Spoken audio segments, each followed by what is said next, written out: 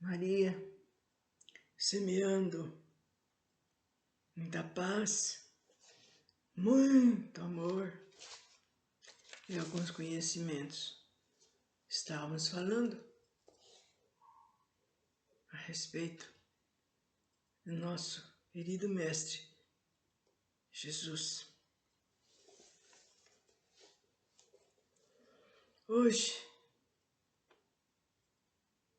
iremos continuando com Jesus e sua vinda na Terra. O nascimento de avatares ou de altas entidades siderais do vosso orbe, como Jesus, exige a mobilização de providências incomuns por parte da técnica transcendental, cujas medidas ainda são ignoradas e incompreendidas pelos terrícolas. É um acontecimento previsto com uma antecedência pela administração sideral, pois o seu evento resulta uma radical transformação no seio espiritual da humanidade. Até a hora de o espírito tão elevado vir à luz, no mundo terreno devem ser-lhes assegurados todos os recursos de defesa e assistências necessárias para o êxito de sua descida vibratória. Aliás, para cumprir a sua missão excepcional, no prazo marcado pelo comando superior, o plano de sua encarnação também provê o clima espiritual de favorecimento e divulgação de sua mensagem na esfera física. Deste modo, encarnam-se com a devida antecedência espíritos amigos, fiéis cooperadores que empreendem a propação dos ideais novas ou redentoras recebidas do seu magnífico instrutor. Jesus foi um avatar, ou seja, uma entidade da mais alta estirpe sideral, liberado da rota exaustiva da reencarnação educativa expiatórias. Em consequência, a sua encarnação não obedeceu às mesmas leis próprias das encarnações comuns dos espíritos primários e atraídos à carne devido a recalques da predominância do instinto animal. Os espíritos demasiadamente apegados à matéria não encontram dificuldades para sua encarnação, pois esse, em si mesmo, já existe a força impetuosa do desejo, impelindo-os para a carne. No entanto, Jesus, o sublime peregrino, ao baixar à terra em missão sacrificial e sem culpas kármicas a redimir, para facilitar o seu ligamento com a matéria, viu-se obrigado a mobilizar sua vontade no esforço de reviver ou despertar a sua consciência o desejo do retorno à vida física, já extinto em si há milênios e milênios.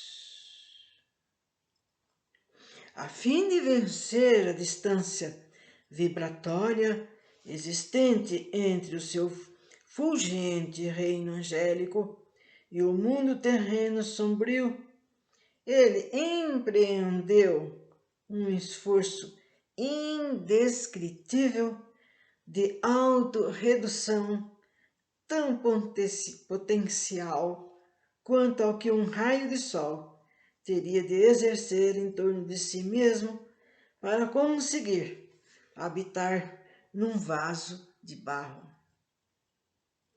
Os espíritos inferiores são arrastados naturalmente pelos recalques dos desejos que o impelem para a vida carnal, e assim se ligam à matriz uterina da mulher, obedecendo apenas um imperativo ou um instinto próprio da sua condição ainda animalizada.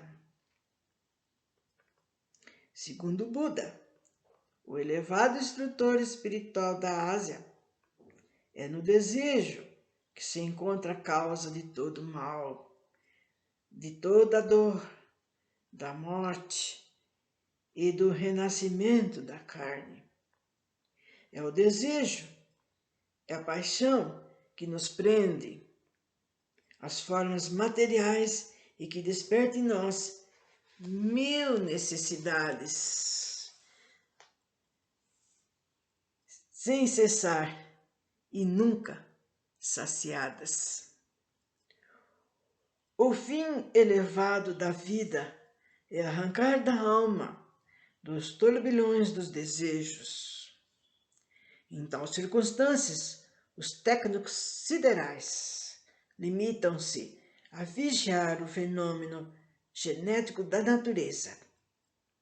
Trata-se de encarnações que obedecem a modos primitivos das vidas inferiores, cujos espíritos compõem as massas inexpressivas da humanidade terrena. Mesmo depois de desencarnados, mal dão conta de sua situação, porque ainda vivem os desejos, as emoções e os impulsos da vida psíquica rudimentar. Sem dúvida, o Senhor não esquece, no seu programa evolutivo, orientando-os também para a sua aquisição de consciência espiritual mais desenvolvida. No caso de Jesus, trata-se de uma entidade emancipada no seio do sistema solar, uma consciência de alta espiritualidade que não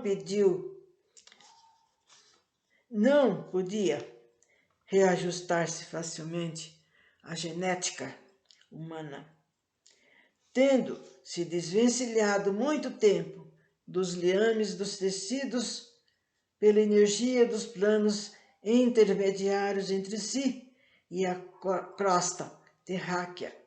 Ele precisava de longo prazo para não deixar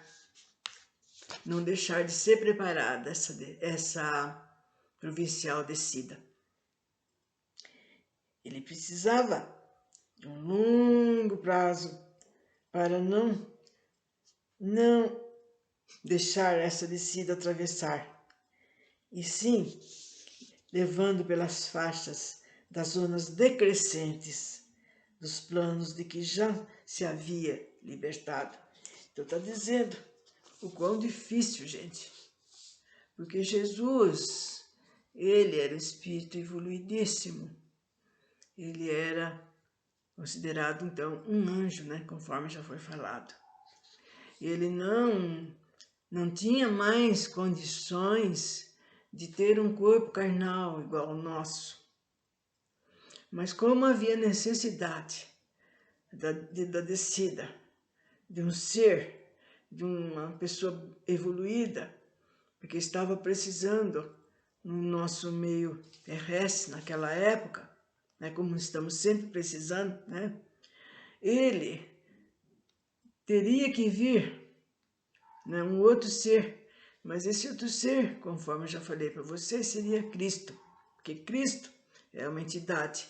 E depois eu vou tornar a falar isso outra vez, porque é meio difícil de se entender de uma hora para outra, realmente.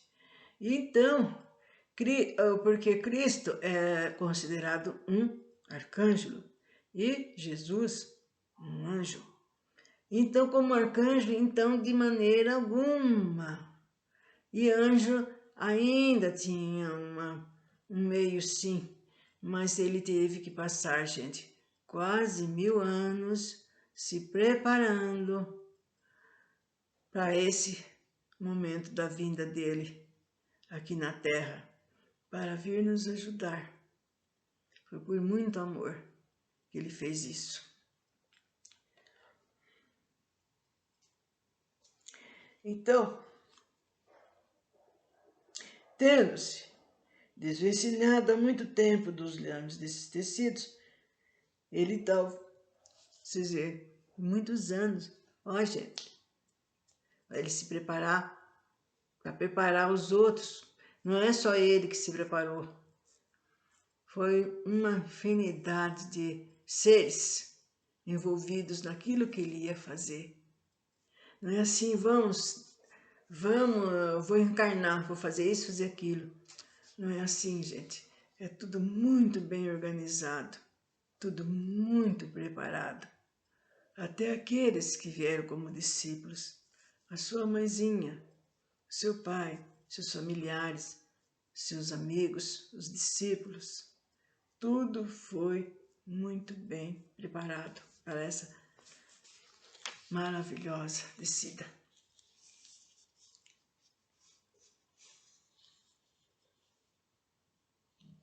Então, para alcançar a matéria, na sua expressão mais rude, ele teve de se submeter a um processo de abaixamento vibratório perispiritual, de modo a ajustar-se ao metabolismo biológico de um corpo carnal. Então, vocês viram que ele teve. Porque, geralmente, gente, os espíritos evoluídos, como por exemplo, nós estamos aqui, precisamos do perispírito, que já foi explicado em outras gravações. Eu expliquei longamente, olha, gente, não foi uma aulinha só, não. Foi longamente que eu expliquei o que era o perispírito, por que tinha espiritismo. E nós aqui encarnados necessitamos do perispírito para poder ser encarnado. Agora, conforme nós formos evoluindo, né, e vai custar muito. Não vou falar para vocês que eu vou ali na esquina e já estou evoluída. Né? Acho que deu para vocês entenderem que tem coisas que duram milhões, milhões e milhões de vidas. Isso se nós acordarmos, não ficarmos esperando a banda passar, né? Porque é a gente que deixa para depois, para amanhã, para depois da manhã. E sendo que a gente vá e faça, já é demorado, agora vocês imaginem deixando para depois. Então, quando nós chegarmos nessas condições, nós não vamos precisar mais ter o perispírito. Por exemplo, quando chegar no mundo dos felizes, porque a Terra, depois do mundo de regeneração, daqui a milhares e milhares e milhares de anos, ela vai passar para o mundo dos felizes. Aí nós não vamos ter mais necessidade do perispírito para reencarnar. Pelo caso de Jesus, ele não tinha mais.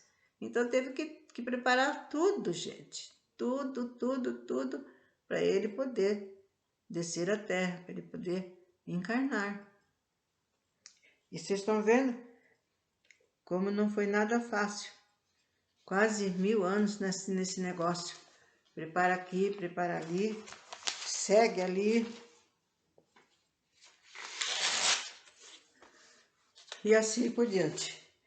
Então, Jesus não poderia ligar-se de súbito à substância grosseira da carne, antes que a ciência divina lhe proporcionasse o ensejo favorável e as providências indispensáveis para uma graduação de ajuste a frequência comum da Terra. Vocês estão vendo como é difícil, gente? Como foi difícil a vinda dele, né? Uma elaboração tremenda, um trabalho único para que tudo acontecesse. E aqui, vocês estão vendo então, antes dele descer à Terra, o preparo que eles tiveram lá no mundo espiritual, no plano espiritual, para que ele pudesse e fora encontrar as entidades que fossem de acordo, que servisse para esse momento, né, a família, e depois vocês vão ver, diante do que for gravado, o que ele passou, né, o que aconteceu com tudo isso, com tanto preparo, com tanta organização. Então, desde já, ficando para uma próxima, a continuação dessa preparação de Jesus, a sua vinda a um planeta, a sua carne, né, encarnando.